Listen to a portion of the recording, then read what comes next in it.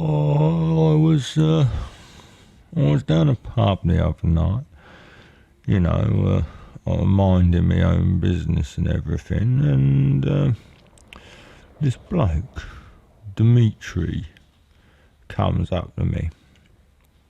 Big bloke he was, you know, not quite as big as a championship wrestler, but much bigger than a railway mechanic.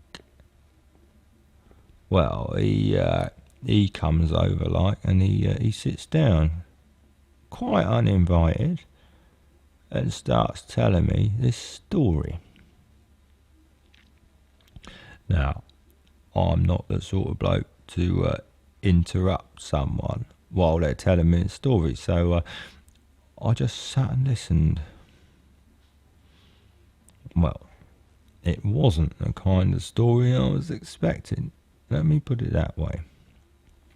At first, I thought he was going to sit there and tell me about some old lover he fantasises about when he rubs one out. But I was quite erroneous in my assumption. So it just goes to show that holding prejudice against a man is only valid when that prejudice turns out to be true.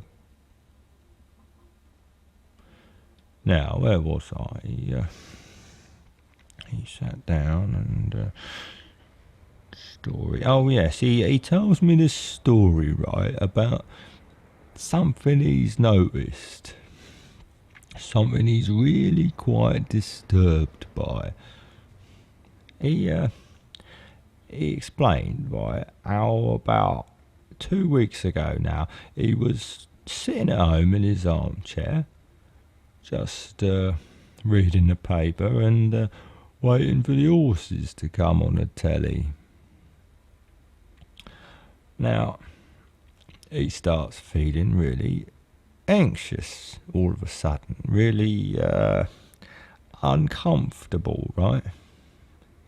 And at first, he can't work out whether it's, maybe it's too cold in the room, or his woolly sweater's just a bit itchy or something.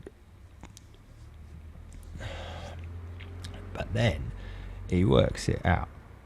It's got something to do with the chair, right? Like, he's not really sitting on the chair, but it's more like the chair is kind of holding on to him.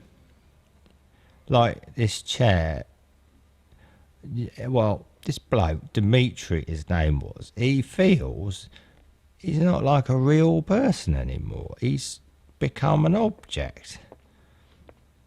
Like, this ashtray sits on the table, right? Yeah? That's how Dimitri is feeling while he's sitting in the chair. Well, as Dimitri's telling me this story, right, I start wondering if he's making this all up, because it feels a bit fantastical to me.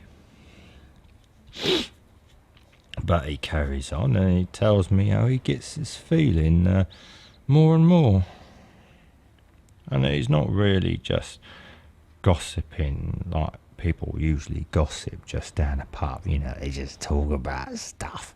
Well, he's not really gossiping. He's making some kind of desperate attempt to prevent losing his identity and becoming an object.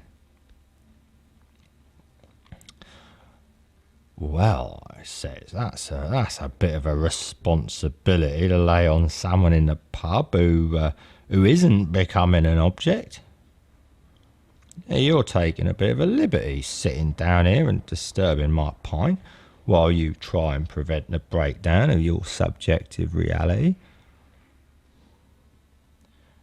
But it was, it was too late.